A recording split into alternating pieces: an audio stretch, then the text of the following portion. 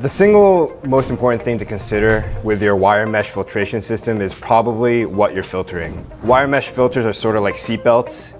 You know, when you get in a car, you put on your seatbelt, you don't think about it. And wire mesh filters should be that of your system. They're a safety net that once you install, you shouldn't have to think about. But you do have to think about what you're filtering out to understand how you want to design your filtration system.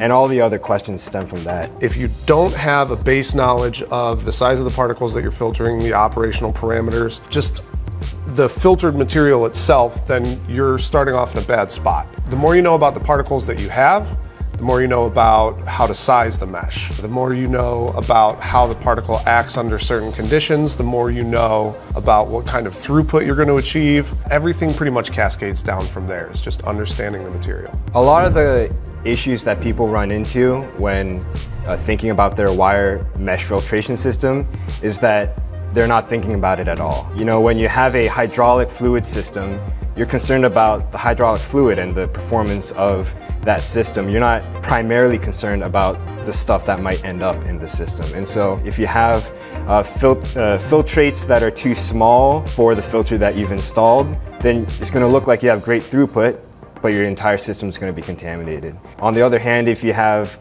a filter with apertures that are too small, then you're going to tank your throughput and you're going to be catching everything, but then your system won't be working as efficiently as it can.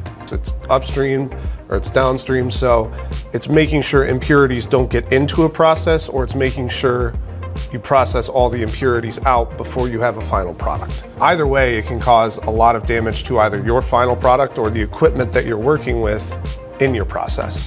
One of the reasons that people have issues with their filtration systems is because they've chosen a filter that's targeting the wrong size range. If you have a filter that targets large particles larger than the one present in your system, then it's going to look like you have great throughput, but you're not actually capturing the particles that are going to contaminate your end product or affect the performance of your system. If your media is too fine, then you're going to collect too many particles and you're going to blind whatever that media is, and you're going to lose throughput, and you're going to have to stop your process and change it out. It's going to make that pressure drop spike, it's going to lower the efficiency of your total system, and it's going to cause you to have to replace your filters more often than you would have to.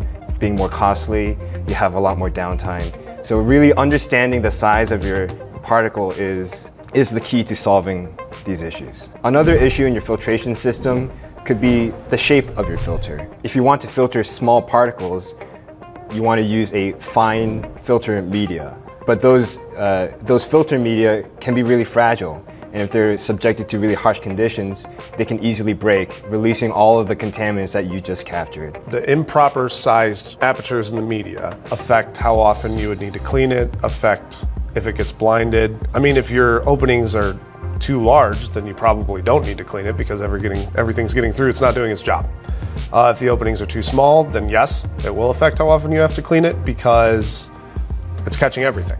Depending on the shape of the actual media, you can increase its rigidity and therefore increase its lifespan, or you can increase its manufacturability, making it cheaper for you to get filters specifically tailored to your system. Understanding your system more fully can help tailor the filter to give you the best balance between durability and effectiveness. And all of this is to help you start having conversations with your suppliers or with your vendors on how filtration can help your system, can improve your efficiencies and improve the purity of your product.